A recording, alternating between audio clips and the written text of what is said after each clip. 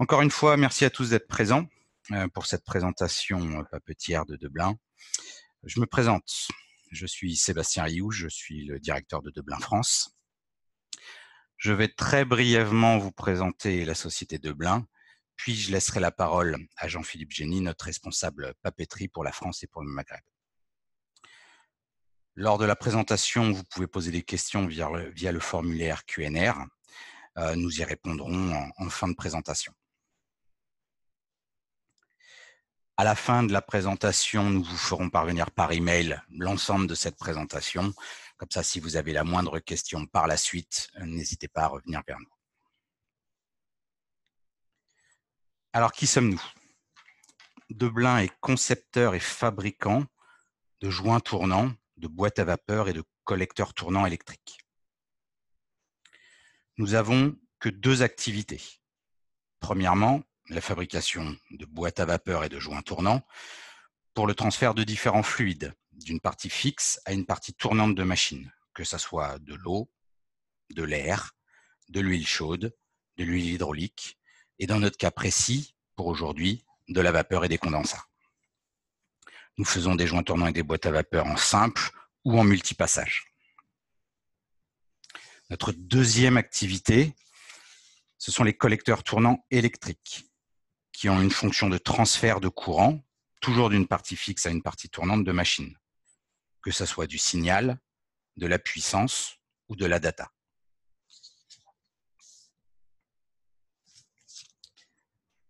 Nous sommes une société familiale créée en 1945 aux États-Unis, il y a plus de 70 ans maintenant. Deblain France a pour sa part été créée en 1987.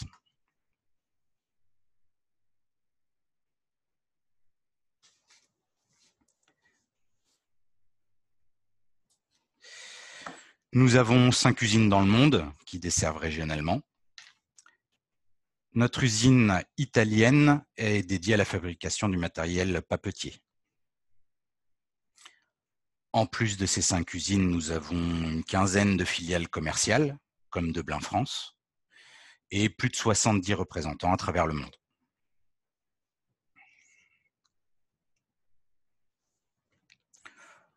Nous sommes présents dans de nombreux domaines d'activité, bien sûr la papeterie, mais aussi l'imprimerie, les semi-conducteurs, le caoutchouc, les machines-outils, les énergies renouvelables, la sidérurgie, l'automobile, le plastique, le carton ondulé et encore bien d'autres.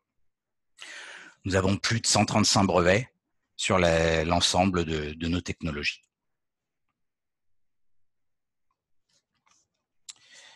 Nous apportons bien sûr une attention très particulière à la qualité de nos produits. Nous sommes certifiés ISO 9001 et 14001.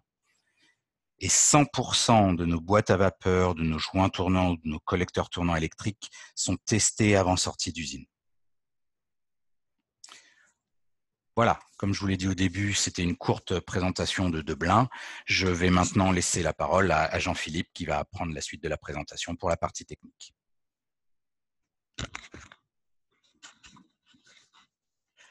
Eh bien, bonjour à tous et bienvenue aux participants à cette séance que nous allons consacrer à démontrer les avantages de la maintenance préventive. Alors, le but est quand même de bien identifier les composants des boîtes à vapeur, les indicateurs d'usure, mais aussi de savoir anticiper les opérations de maintenance au bon moment. Alors, on rappelle bref sur les boîtes à vapeur et les siphons. Donc, une boîte à vapeur, ça sert à transmettre l'énergie thermique. Le siphon sert à drainer les condensats. Et évidemment, il faut assurer une bonne étanchéité pour conserver les calories.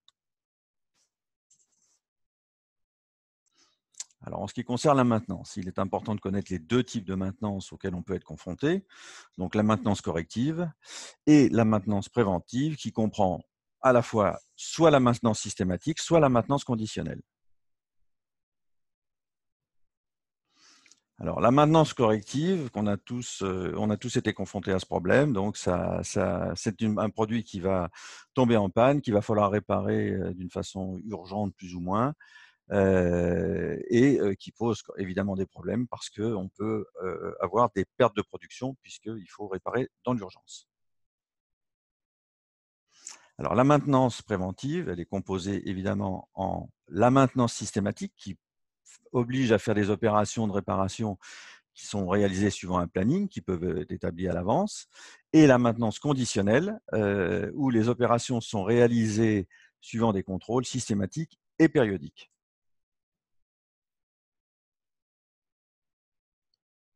Alors, la maintenance systématique, malheureusement, elle est souvent faite avant l'usure. La maintenance systématique est souvent faite avant l'usure des pièces, ce qui entraîne des opérations inutiles, dépenses mal adaptées, voire pire, qui pourraient être faites trop tard.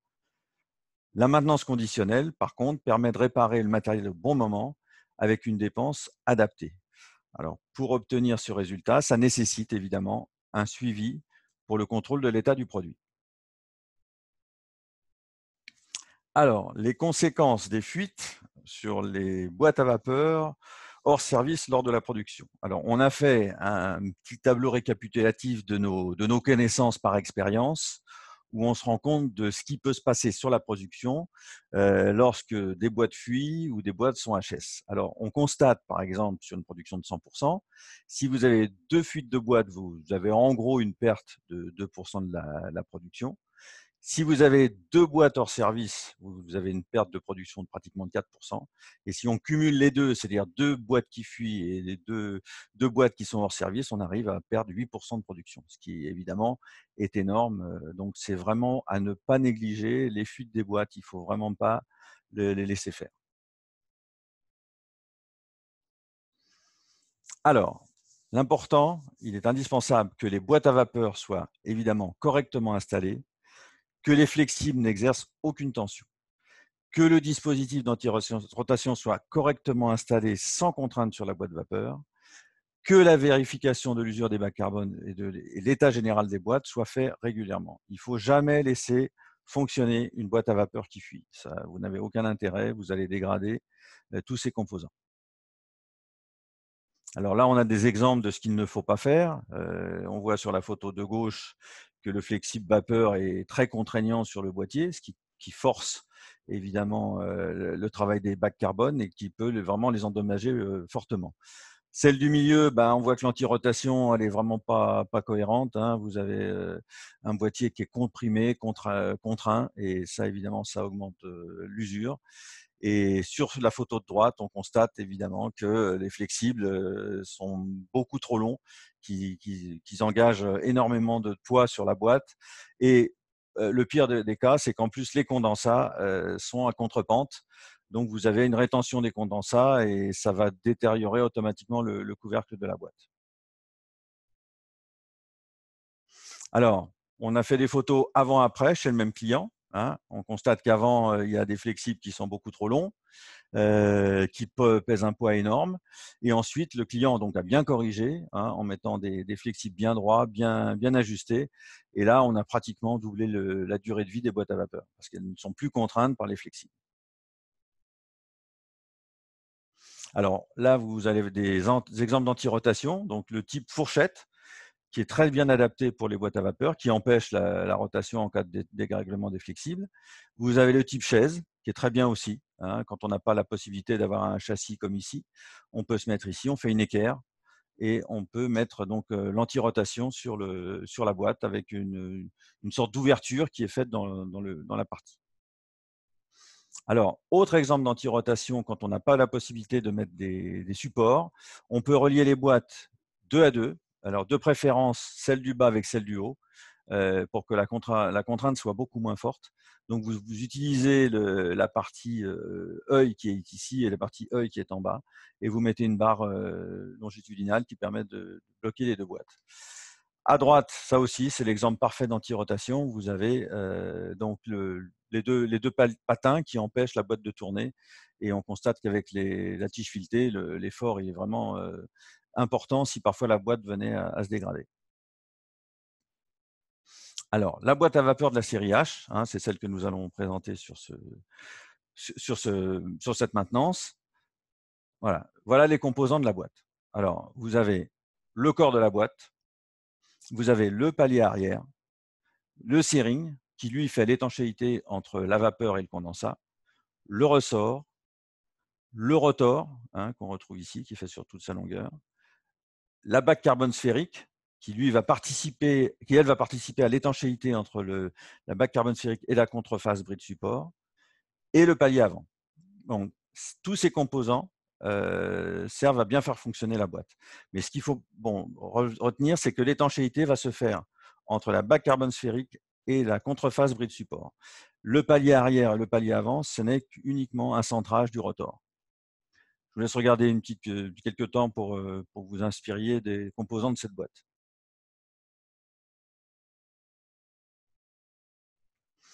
Alors, je répète ce que j'avais dit précédemment. Donc, l'étanchéité est assurée par la bague carbone sphérique contre la contreface bris de support. Ces deux éléments en contact garantissent une bonne étanchéité si on respecte les contrôles d'usure ci-après. Alors, je reviens donc sur la photo précédente. Donc, on a bien la bague carbone sphérique et la contreface bris de support. C'est les deux éléments qui contribuent à l'étanchéité.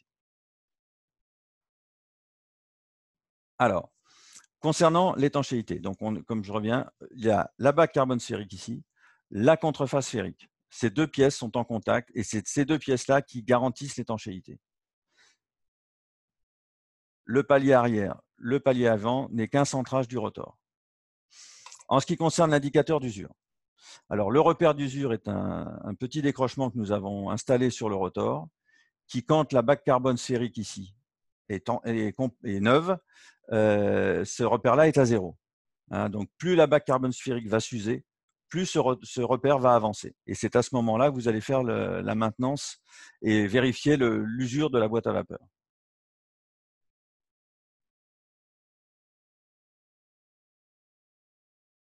Alors, les composants de l'étanchéité, donc on reprend la contreface bris de support et la bague carbone sphérique. Donc, c'est ces deux composants qui viennent en contact l'un sur l'autre et qui garantissent l'étanchéité.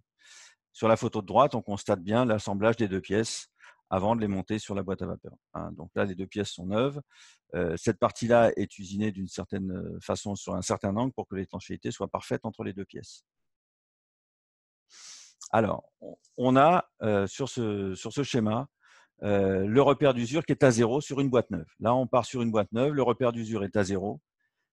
Donc là, ça vous donne une idée de quand vous montez une boîte réparée ou neuve. Ensuite, on voit que la bague carbone sphérique, elle est entière, elle n'a pas du tout été usée. Donc, c'est le résultat du repère de 0 avec la bague carbone sphérique neuve. Sur une boîte usée, alors là, on part sur une boîte H87 qui a une usure maximum de 10 mm. On voit que le repère d'usure est sorti de 10 mm et que, sur l'autre photo, la bague carbone sphérique est usée. Donc, c'est à ce moment-là, quand vous constatez que vous avez vos 10 mm ici usés, qu'il faut réparer la boîte à vapeur. On part boîte neuve, carbone sphérique neuve, boîte usée, carbone sphérique usé. Alors, ce qu'il faut éviter, évidemment, c'est d'en arriver là, de boîtes qui ont été mal installées ou dont les flexibles forcent la boîte. Et on constate que le repère d'usure, il est bien au-delà des 10 mm, puisque là, on a été bien largement. Donc là, la boîte, elle est complètement usée. Elle est pratiquement irrécupérable. On va le voir pour les prochaines photos. Alors, on constate que sur la photo de droite, vous avez un rotor qui est complètement neuf, dont la collerette est entière. Et sur la photo de gauche, c'est une boîte qui a été usée bien au-delà des capacités de l'usure. Et on a carrément réussi à usiner, enfin, le contact acier sur acier a réussi à usiner le rotor. Alors, quand on connaît le prix du rotor, c'est quand même du gâchis d'arriver à ce stade, alors que juste un remplacement de la boîte au bon moment aurait évité que ce rotor soit irrécupérable. Pareil, là, on retrouve une boîte qui est pratiquement pas récupérable. Le rotor est détruit. La contreface bris de support est irrécupérable. Il vous reste le boîtier et le couvercle. Mais malheureusement, là, autant racheter une boîte neuve, puisque là, c'est irrécupérable. On est allé bien au-delà des 10 mm recommandés de l'usure. Voilà, on retrouve là, ici, donc le rotor, pareil, complètement usiné, donc irrécupérable. Alors, l'essentiel à se rappeler, il ne faut jamais laisser une boîte fuir trop longtemps. Là, il y a des risques de dégradation irréversible. Ça fait des frais de maintenance inutiles. Ça fait des portes de production qui sont souvent 100 fois supérieures au prix des pièces. Et il faut bien utiliser les indicateurs existants tels que les repères d'usure sur le rotor. Alors, ça oblige à faire un historique de la maintenance, mais ça, je pense que ce n'est pas compliqué si on s'y prend bien. Alors, sur la prochaine photo, vous aurez un exemple de suivi de maintenance systématique ou maintenance conditionnelle.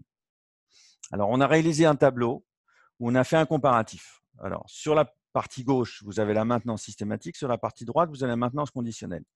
Alors, on va aller plus loin dans le détail, mais on a une vue déjà bien claire que ce qui est en jaune et en rouge, c'est qu'il se passe quelque chose. Donc là, il faut penser, vous avez une vue très, très, très lointaine de ce qu'il faut faire. Alors, le tableau a grandi. Alors, on va essayer de rentrer un peu dans les explications. Vous voyez le sécheur numéro 16, on va partir sur une boîte H67 sur lequel on a une usure maximum de 8 mm. On a fait une intervention le 12 mai 2017.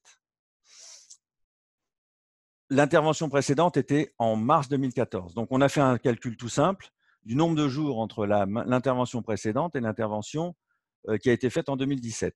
Si on fait le calcul, on estime qu'on doit faire la réparation de la boîte en juin 2020. Ça, c'est sur du systématique. Par contre, si on fait une maintenance conditionnelle où on contrôle l'usure de 4 mm aujourd'hui, on constate que le delta n'est plus de 1157, mais 579, ce qui veut dire qu'on peut évidemment intervenir en mai 2021. Donc, au lieu d'intervenir en juin 2020, on peut intervenir beaucoup plus tard, pratiquement un an plus tard, parce que le comparatif entre l'usure et le systématique vous permet de voir que ce n'était pas la peine d'intervenir plus tôt. Si on prend le sécheur numéro 19, alors le sécheur numéro 19, on est intervenu en mars 2018, la précédente était en août 2014, on compte le nombre de jours entre les deux dates et on estime qu'il faut faire la maintenance le 2 août 2021. Sauf que le repère d'usure est aujourd'hui de 4 mm, donc il reste 640 jours, ce qui veut dire qu'on peut intervenir en juillet 2021, donc beaucoup plus tôt, puisque l'usure est prématurée. Ça veut dire qu'on a certainement dû avoir un travail à sec ou qu'il y a eu un problème sur la boîte à vapeur. Donc, ça vous permet surtout d'anticiper votre maintenance. Au lieu de la faire en août 2021, vous la faites en juillet 2021. Même chose pour le sécheur numéro 26. Donc, on est intervenu en mars. La précédente était en mars 2018. La précédente était en mai 2015. On devrait la faire logiquement en novembre 2020. Mais comme il y a 6 mm d'usure, il va falloir la faire en juin 2020. Vous voyez, donc, ça permet avec ces deux tableaux de constater que si on fait une systématique, on peut la faire trop tôt ou trop tard, alors que si vous la faites en conditionnel, vous avez la possibilité d'anticiper et avec des marqueurs, de voir où vous en êtes dans votre maintenance. Je vous laisse regarder quelques secondes ce tableau pour vous en inspirer.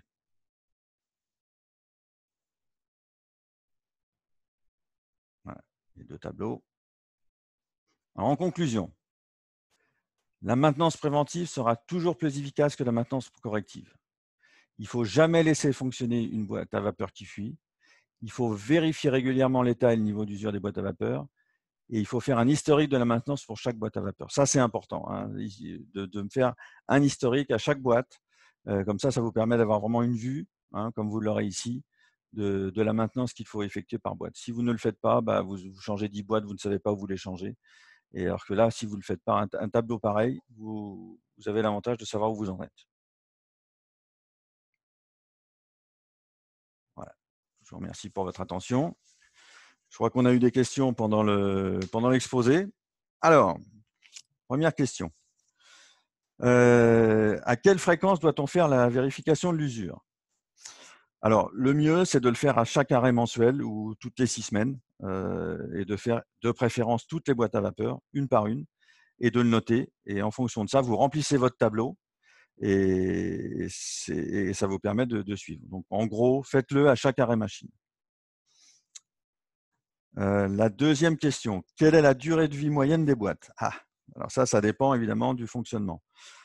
On va dire que pour une boîte à vapeur qui travaille à 5 bars à 450 mètres minutes sur un sécheur de 1500, Entre 2 ans et demi et 3 ans, hein, en moyenne. Après, si vous avez plus de pression, ça va diminuer un peu. Si vous avez moins de pression, vous pouvez monter jusqu'à… On a eu des boîtes qui se sont usées en 5 ans. Donc voilà, c'est la durée de vie moyenne. On va partir sur 2 ans et demi, 3 ans. Alors, troisième question, est-ce que les paliers s'usent? Alors non, enfin oui et non. Les paliers avant et les paliers arrière, normalement, si la boîte à vapeur est bien centrée, il n'y a aucune raison de remplacer les paliers. De même pour le rotor, puisque le rotor n'est pas une pièce d'usure. Donc, normalement, si vous avez une boîte à vapeur, les 3 pièces qui doivent durer la vie de la boîte à vapeur, la vie complète de la boîte à vapeur, c'est le couvercle, le boîtier et le rotor. Hein, comme on l'a vu sur les précédentes photos, si vous usez votre rotor au-delà, le rotor il est irrécupérable. Mais les 3 pièces qui ne s'usent pas, le rotor, le boîtier et le couvercle.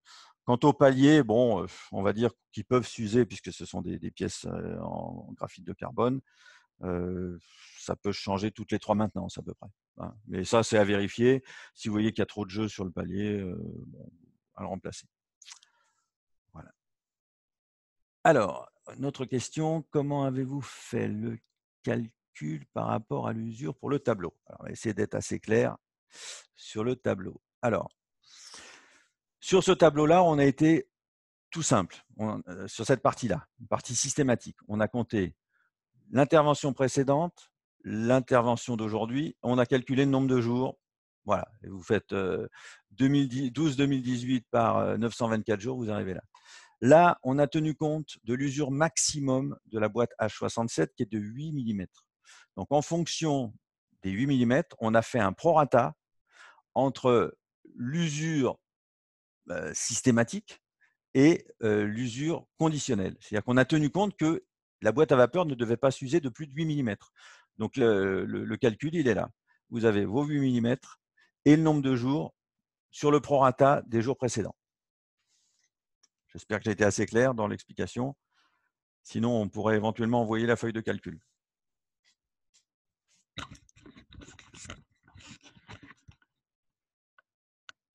Il n'y a pas d'autres questions à première vue.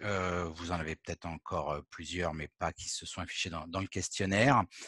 Comme je vous l'ai dit au début, nous vous ferons parvenir par email la présentation. Et bien évidemment, si vous avez la moindre question, n'hésitez pas à nous recontacter, à contacter Monsieur Génie, qui se fera un plaisir de rentrer dans les détails de ce que vous avez vu aujourd'hui. Voilà. En espérant avoir été très clair et instructif pour vous, nous vous remercions. Bonne fin de journée à vous.